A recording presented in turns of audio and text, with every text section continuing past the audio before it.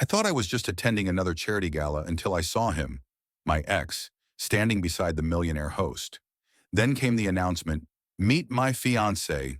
My heart stopped when she stood up from across the room. The woman who ruined everything was back in my life.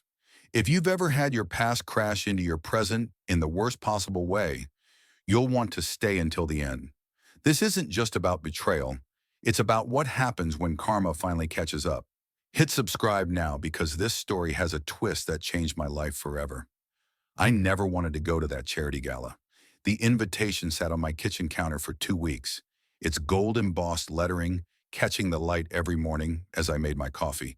The annual Henderson Foundation Gala, it read, black tie optional.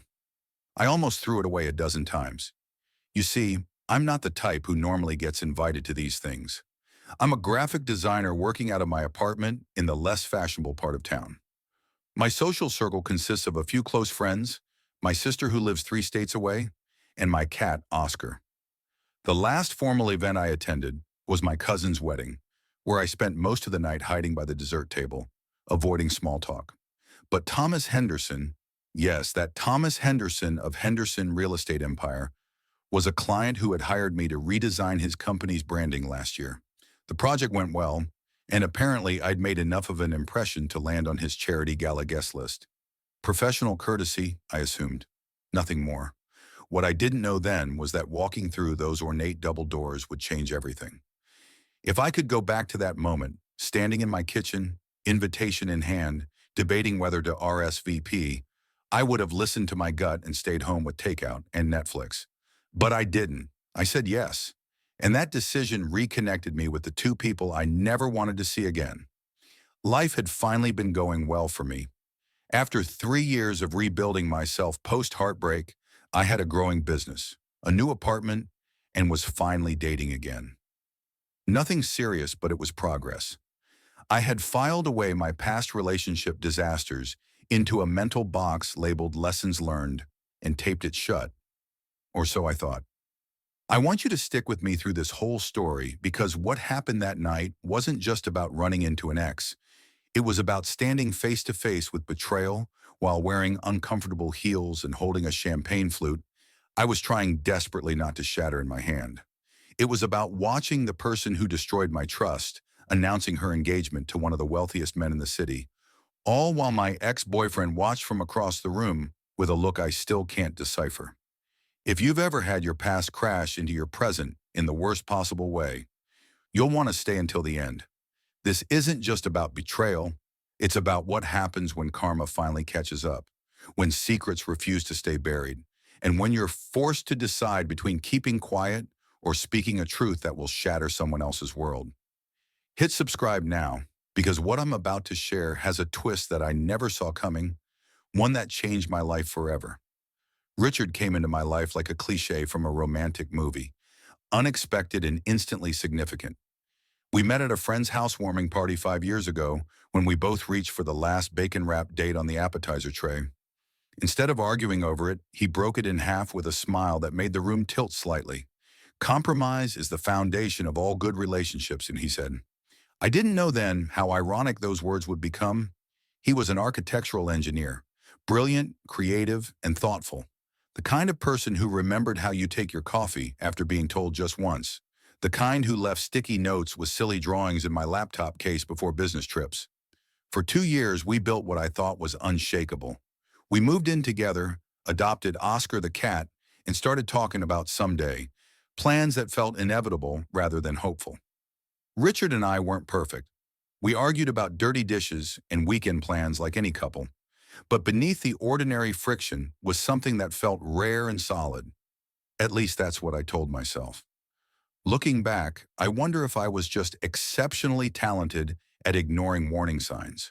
Or maybe I simply wanted so badly to believe in us that I became blind to the fractures forming beneath the surface. The collapse happened on an ordinary Tuesday.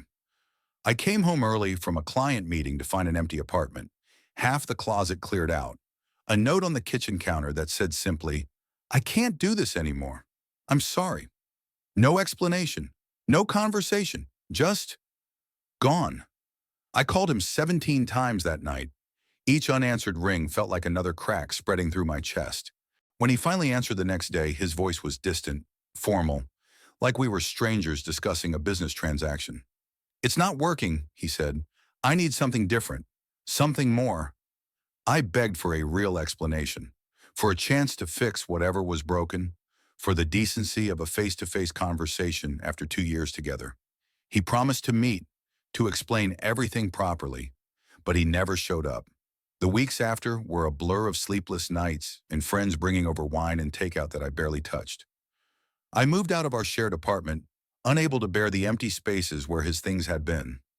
I changed my phone number, deleted my social media accounts, rebuilt my life piece by painful piece. What made it unbearable wasn't just losing Richard, it was the mystery of it all, the suddenness, the complete radio silence. It felt like mourning someone who wasn't dead, but simply chose to vanish. No closure, no real answers. It took me nearly a year to stop checking for him in crowds. Another year before I could hear his favorite song without feeling like I'd been punched in the stomach. And just when I'd finally convinced myself that I was completely, genuinely over him, that I could pass him on the street and feel nothing but a mild curiosity about how his life had turned out, fate decided to test that theory in the most spectacular way possible. What I didn't mention earlier about that charity gala invitation was that I almost didn't recognize Thomas Henderson's name at first. The connection between him and Richard was something I'd deliberately forgotten, a casual mention during our relationship that Thomas had been Richard's college roommate. They'd fallen out of touch, or so I'd been told. Just another detail lost in the avalanche of memories I tried to bury. But as I would soon discover at that gala, some connections never truly break, and some people are far better at keeping secrets than I ever gave them credit for. The invitation arrived on a rainy Thursday in April, a cream-colored envelope with my name written in elegant calligraphy. Clearly not a mass-produced invitation, but something personal. When I saw the Henderson Foundation logo embossed in gold on the back flap, my first thought was that Thomas wanted more design work. I never expected an invitation to the most exclusive charity event of the year. I called my friend Eliza immediately. "What does one even wear to something like this?" I asked, pacing around my kitchen island. "Is this a professional thing or a social thing?" she asked between bites of whatever lunch she was having at her desk. "Professional, I think. I redesigned their brand identity last year.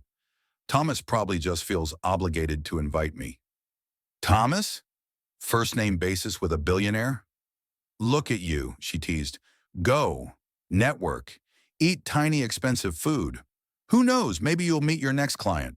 Or better yet, your next boyfriend." I winced at that last part. Dating had been sporadic at best since Richard.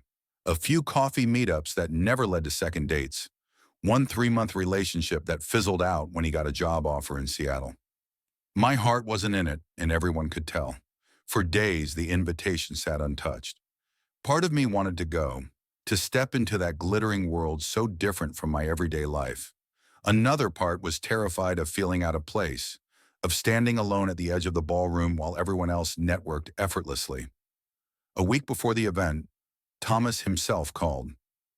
"I noticed you haven't RSVP'd," he said, his voice warm but direct. "I was hoping you'd come. The new branding has increased our donations by 30%. The board wants to meet the designer behind it." How could I say no to that? It was a professional opportunity too valuable to pass up.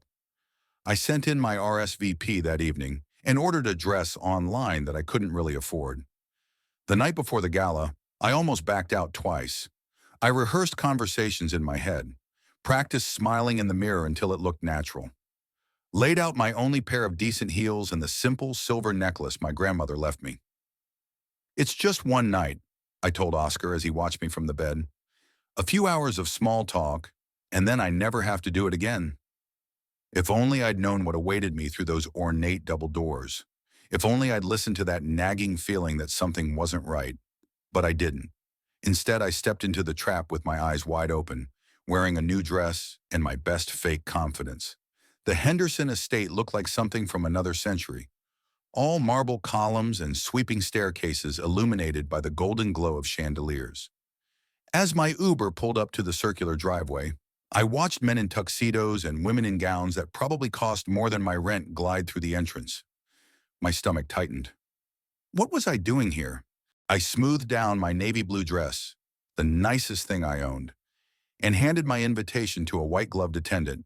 He nodded politely, directing me through a grand foyer where waiters circulated with champagne flutes on silver trays. I took one, grateful for something to do with my hands. The main ballroom opened before me like a scene from a movie. Crystal chandeliers reflected in the polished marble floor. Floral arrangements taller than me adorned every corner. At least 200 people filled the space, their conversations creating a symphony of laughter and voices that echoed against the high ceilings. I was scanning the room for Thomas when I saw him. Richard, standing by the bar, looking exactly the same, and somehow completely different. His hair was shorter. He wore a tuxedo that fit him perfectly. He was laughing at something the bartender said, that familiar crinkle around his eyes making my chest ache with muscle memory. I froze, champagne halfway to my lips. 3 years of healing threatened to unravel in an instant. My first instinct was to run, to turn around and leave before he saw me. But then he looked up, and our eyes met across the crowded room. The recognition in his gaze was immediate. He straightened, his smile faltering. For a moment, neither of us moved. Then, setting his drink down, he began walking toward me. Each step he took seemed to happen in slow motion. My mind raced with potential escape routes, but my feet remained rooted to the marble floor. 3 years of questions, 3 years of anger, 3 years of painfully rebuilding myself, all condensed into the 20 seconds it took him to cross that ballroom. "I didn't know you'd be here," he said, stopping a careful distance away. I could say the same. My voice sounded steadier than I felt. "You look good," he offered awkwardly. "What are you doing here, Richard?" I asked, ignoring the compliment. "Thomas is an old friend. We reconnected last year when I moved back to the city." Before he could say more, a hand clapped his shoulder. Thomas Henderson himself, impeccably dressed and radiating charisma. "I see you found each other."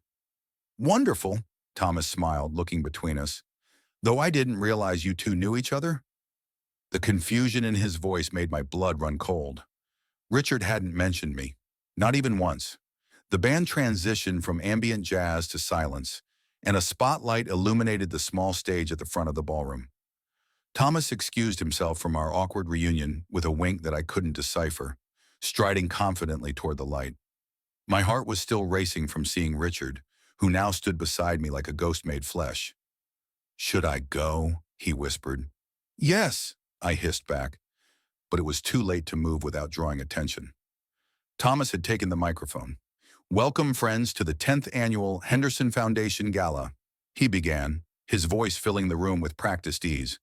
"Your generosity tonight will help fund educational opportunities for underprivileged children across the state." Polite applause rippled through the crowd. I clapped mechanically, hyper-aware of Richard's presence inches from my shoulder. His cologne, different now but still familiar somehow, made it difficult to breathe. "But before we continue with tonight's festivities," Thomas continued, "I have a personal announcement that couldn't wait any longer." His smile widened, eyes scanning the crowd. "As many of you know, I've been a confirmed bachelor for far too long. My mother reminds me of this fact weekly." Gentle laughter from the audience. Richard shifted beside me. "That changes tonight. I'm overjoyed to introduce the woman who has finally convinced me that partnerships are better than solo ventures, in business and in life." Thomas extended his hand toward the crowd. "My fiancée, please join me." A murmur of excitement rippled through the room. I turned, curious despite myself about the woman who had captured the heart of one of the city's most eligible bachelors. From 3 tables away, a woman in a shimmering gold dress stood up. As she turned toward the stage, time seemed to stop. The room tilted. The champagne flute nearly slipped from my fingers. Vanessa, my former best friend, the person I'd trusted most in the world after Richard. The last piece of the puzzle I hadn't even known I was solving clicked into place with devastating clarity. Richard hadn't just left me. He'd left me for Vanessa, and now somehow, she was engaged to Thomas Henderson. She glided toward the stage, her perfect smile never faltering. But as she passed near our position, her eyes met mine. For just a fraction of a second, I saw the recognition, the shock, the flicker of something that might have been guilt before her mask of happiness slipped back into place. Beside me, Richard had gone completely still. His face had drained of color. "You didn't know," I whispered, realization dawning. "You didn't know she would be here either." He shook his head slightly, his eyes never leaving Vanessa as she took Thomas's outstretched hand. "Ladies and gentlemen," Thomas beamed, "meet the future Mrs. Henderson." The rest of Thomas's speech faded into background noise as I struggled to breathe normally. Vanessa stood beside him on stage, her diamond ring catching the spotlight as she smiled and waved. The perfect picture of happiness. The perfect lie. "I need some air," I mumbled to no one in particular, though Richard heard me. I felt his eyes on my back as I weaved through tables toward the terrace doors. The cool night air hit my face, a small mercy as I gripped the stone balustrade and tried to steady myself. 3 years ago, Vanessa had been my confidant, the person who held me while I cried over Richard's unexplained departure, the friend who promised me I deserved better, who helped me pack up my things and move into my new apartment, all while knowing exactly why he had left, all while she was with him. "I thought you were in Europe." Her voice came from behind me, still carrying that slight rasp I once found endearing in our late-night talks. I turned slowly. "Funny how you never mentioned dating my ex when we were having all those heart-to-hearts about moving on." "It wasn't like that," she said, keeping her distance. Her engagement ring gleamed obscenely under the terrace lights. "Richard and I, it just happened, but it didn't last. We broke up a few months after." "And now you're engaged to his college roommate?" I laughed, the sound brittle even to my own ears. "That's quite a coincidence. I met Thomas at a gallery opening last year. I had no idea he knew Richard until later." She took a step closer. "Look, I never meant to hurt you." "Save it," I cut her off. "You lied to my face for months. You watched me fall apart while knowing exactly why he left." Her perfect composure cracked slightly. "I wanted to tell you, but then it ended with Richard, and it seemed pointless to hurt you more." "Does Thomas know?" I asked. "About your history with Richard? About what you did to me?" Something flickered in her eyes, fear. "That's ancient history. It doesn't matter now." "It mattered enough for you to keep it from him," I said, the realization giving me an unexpected steadiness. "You haven't told him." "Please," she whispered, suddenly urgent. "Don't ruin this for me. Thomas is... he's different. What happened before was a mistake." The terrace doors opened again, and Richard stepped out. His eyes darted between us, assessing the tension. "Everything okay out here?" he asked carefully. "Just catching up with my old friend," I replied, my voice dripping with sarcasm. "We have so much to talk about, don't we, Vanessa?" Vanessa's perfect mask slipped completely then, revealing the panic beneath. "Richard, please," she began, but the terrace doors opened once more. Thomas appeared, smiling broadly. "There's my beautiful fiancée, and..." He paused, looking between the three of us. "Well, this is convenient. All my favorite people in one place." The irony was almost too perfect. None of us spoke as Thomas approached, oblivious to the storm brewing in our silence. Thomas's entrance created an impossible moment, the four of us locked in a tableau of secrets barely contained. He wrapped his arm around Vanessa's waist, pulling her close with the easy confidence of a man who'd never had reason to doubt. "I'm thrilled you all know each other," Thomas said, his gaze moving between us. "Though I'm still confused how. Richard never mentioned knowing my brilliant designer." The silence stretched dangerously. I watched Vanessa's fingers tighten around her champagne flute. "We were neighbors," Richard said finally, the lie sliding out smoothly. "Years ago." I stared at him, something hot and fierce rising in my chest. 3 years of questions, and he was still lying. "Actually," I said, finding my voice, "we dated for 2 years, lived together, adopted a cat together, until Richard disappeared one day without explanation." I looked directly at Vanessa. "Isn't that right?" Thomas's brow furrowed. "Wait, this is the Richard from your stories?" he asked Vanessa. "The ex you mentioned?" "Thomas, it's complicated," she began, reaching for his hand. "What's complicated?" Thomas asked, confusion deepening the lines around his eyes. You dated Richard before me. That's, that's fine. But why keep it secret? A waiter approached, offering to refill our glasses. Thomas waved him away with uncharacteristic impatience. I think I should go, I said, suddenly exhausted by the weight of old pain resurfacing. No. Richard's voice was firm. You deserve to know. We all do. He turned to Thomas. When's the last time you spoke to Daniel? Thomas blinked at the apparent non sequitur. My brother? A few months ago. Why?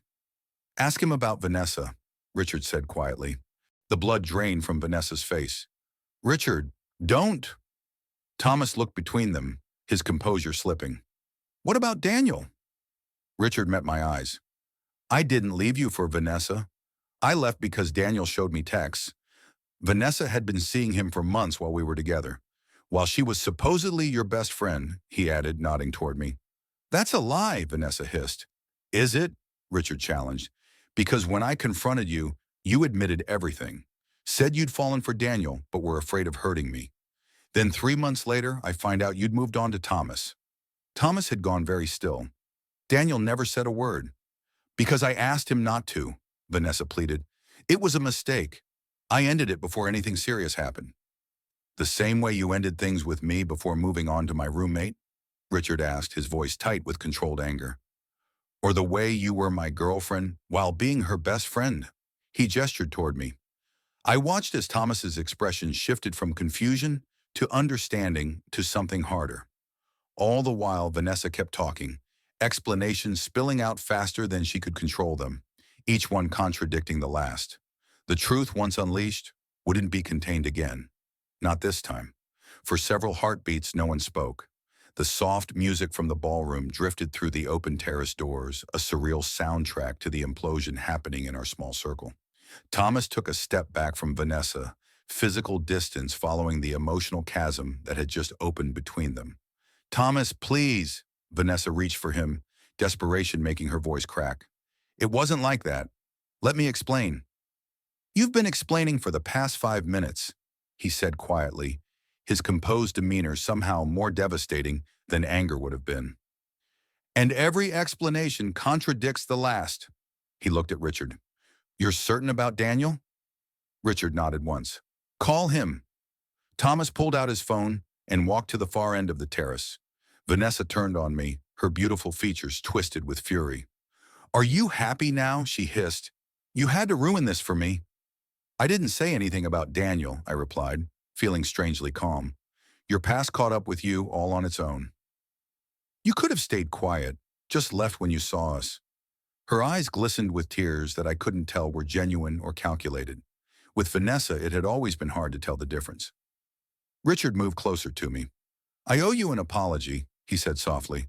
I should have told you the truth about why I left. I thought... He hesitated. I thought protecting you from knowing what she did was kinder than telling you. It wasn't your kindness to give, I replied, but the anger I'd carried for years had dulled to something more like sadness. I deserved the truth. Across the terrace, Thomas ended his call. His face was ashen as he walked back to us. Daniel confirmed everything, he said to no one in particular. Then looking directly at Vanessa, the engagement is off. You should leave. Thomas, you can't. Now, Vanessa, he cut her off with quiet finality. I'll have someone pack your things from the house. My lawyer will contact you tomorrow. She stared at him, mascara tracking down her cheeks. For a moment, I almost felt sorry for her. Then she straightened, wiped her face, and looked at each of us with cold dignity. You'll regret this, she said to Thomas, sliding the enormous diamond ring off her finger and placing it on the balustrade with a definitive click. She walked away without looking back, her gold dress disappearing through the ballroom doors. The three of us stood in awkward silence until Thomas let out a long breath. Well, he said with a forced smile, that was not how I expected this evening to go. I'm sorry, I offered, meaning it. Don't be, he replied. Better to know now than after the wedding. He glanced at his watch. If you'll excuse me, I still have 200 guests and a charity to attend to. Apparently, I also have a breakup to announce. As Thomas walked away, Richard and I were left alone on the terrace, 3 years of unspoken words hanging between us.